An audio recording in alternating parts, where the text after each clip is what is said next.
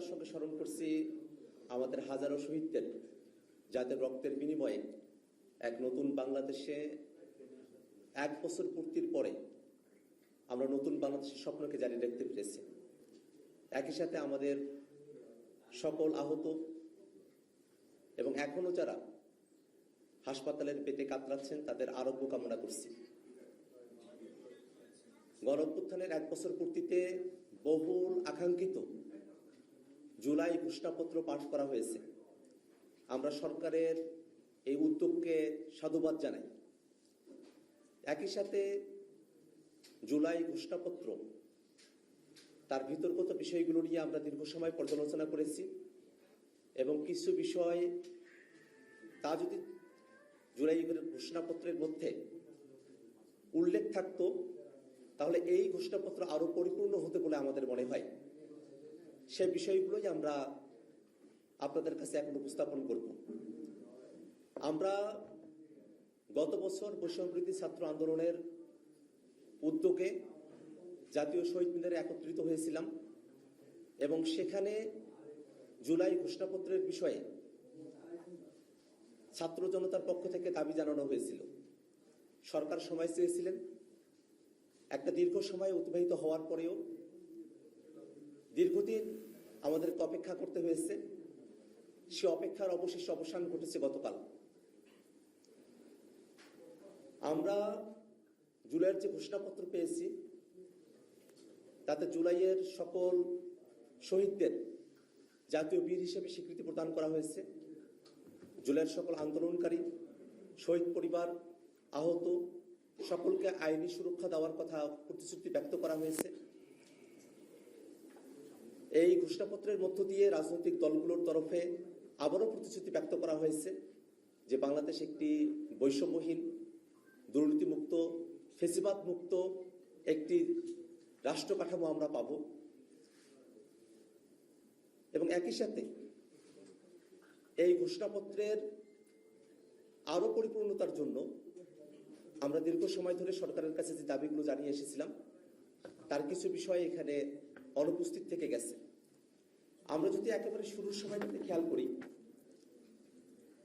উপনিবেশ বিরোধী লড়াইয়ের কথা বলা হয়েছে, কিন্তু এই ভূখণ্ডের মানুষের উপনিবেশ বিরোধী লড়াইয়ের অন্যতম রেফারেন্স পয়েন্ট 47কে এখানে উল্লেখ করা হয় নাই। আমরা মনে করি যে বাংলাদেশের এই ভূখণ্ডের এবং একটা সার্বভৌম রাষ্ট্র পাওয়ার পেছনে 47, 71 এবং আমাদের 24-এর যে আন্দোলন তার সকল কিছুর একটি সম্মিলন এই ঘোষণাপত্রকে আরো সমৃদ্ধ করতে পারত। এই ঘোষণাপত্রে শহীদের সংখ্যার ব্যাপারে প্রায় 1000 শব্দবন্ধ ব্যবহার করা হয়েছে, অথচ জাতিসংঘের রিপোর্টে 1400 জন মানুষ এই অভ্যুত্থানের সময়কালে শহীদ হয়েছেন। এই পরিসংখ্যান আমাদের সকলের জানা। সেক্ষেত্রে গত 1 বছর ধরে সরকার যে শহীদদের প্রকৃত সংখ্যা নির্ণয় করতে ব্যর্থ হয়েছে, আহতদের প্রকৃত সংখ্যা নির্ণয় করতে ব্যর্থ হয়েছে, তার একটা ছাপ আমরা এই ঘোষণাপত্রের মধ্যে দেখতে পেলাম। এই ঘোষণাপত্রে গত 16 বছর ধরে বাংলাদেশের মানুষেরা যে আন্দোলন সংগ্রামগুলোতে অবতীর্ণ হয়েছেন, বিশেষত আমাদের 16 বছরের এই জার্নিতে রাষ্ট্রীয় গুরুত্বপূর্ণ যে বিষয়গুলো জাতির কাছে আমাদের কাছে মনে হয়েছে তার অনেকগুলো বিষয় এখানে অনুপস্থিত থেকে গেছে। পিলখানা হত্যাকাণ্ড,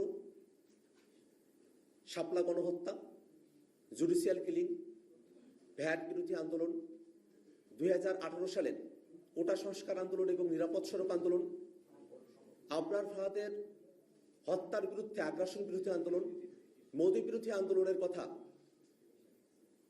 এই ঘোষণাপত্রে উল্লেখ থাকলে ঘোষণাপত্র পরিপূর্ণ হতে পারত।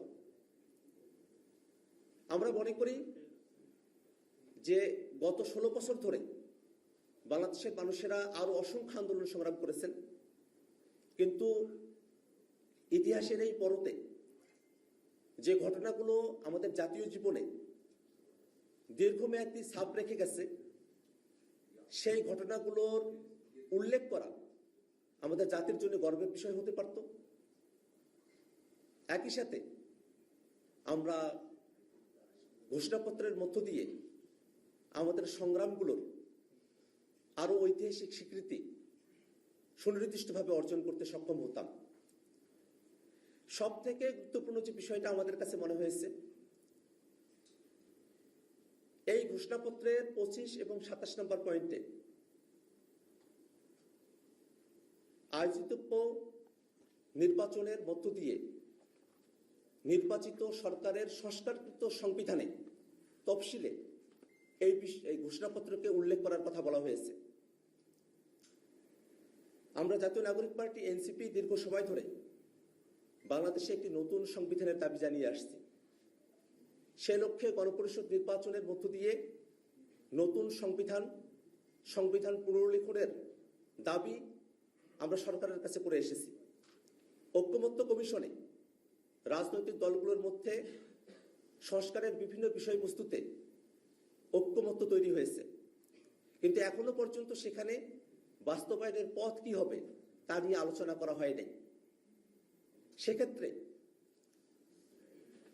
যখন এই ঘোষণাপত্রকে পরবর্তী সংস্কারকৃত সংবিধানের উপর ছেড়ে দেওয়া হয়, স্বভাবতই আমরা যে নতুন সংবিধানের দাবি জানিয়েছি, গণপরিষদের কথা বলেছি, সংবিধানে অন্তর্ভুক্তির কথা বলেছি, সেই প্রক্রিয়াকে পাশ কাটিয়ে যাওয়া হয়।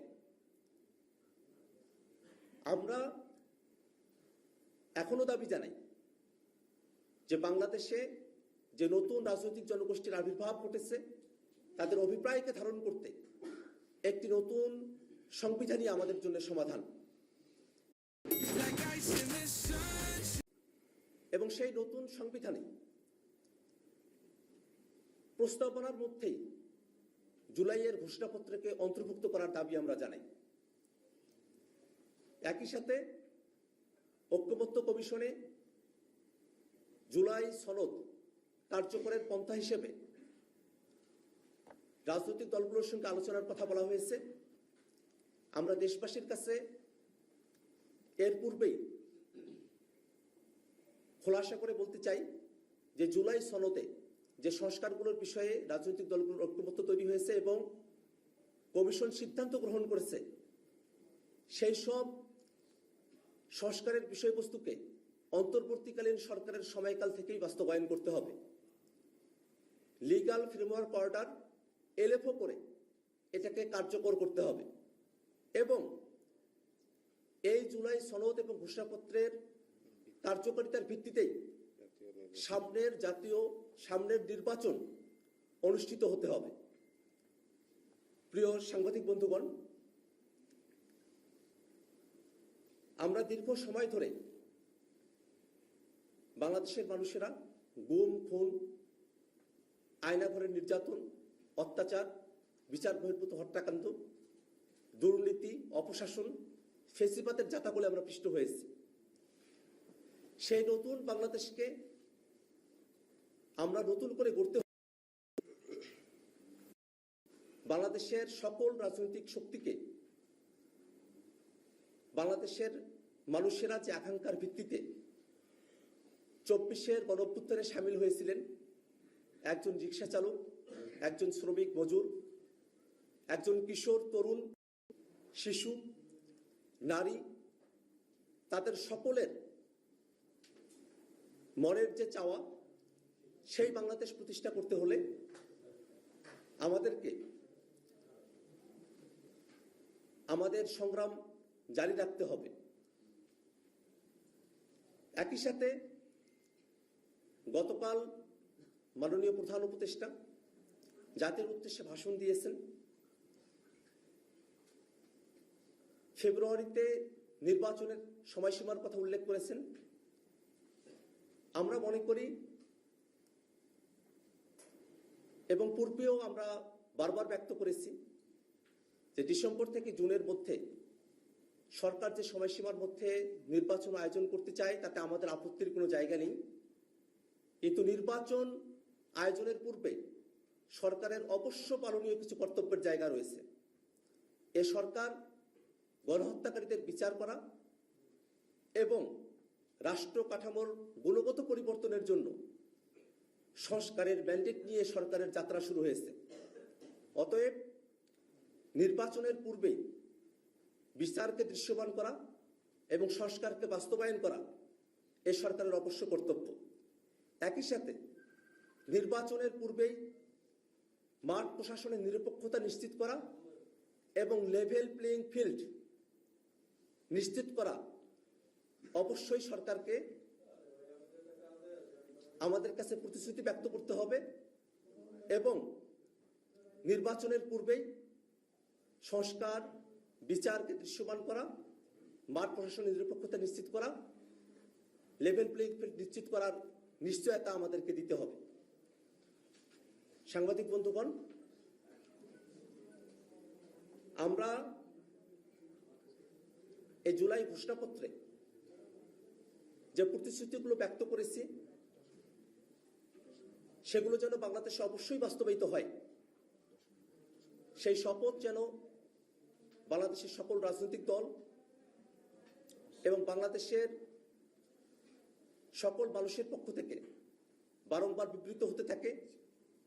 24 জুলাই অভ্যুত্থান বাংলাদেশে যে নতুন দিগন্তের সূচনা করেছে সেটা যেন যুগ যুগান্তরে আমাদের ভবিষ্যৎ প্রজন্মকে অনুপ্রাণিত করতে পারে, এই আশাবাদ আমরা ব্যক্ত করছি।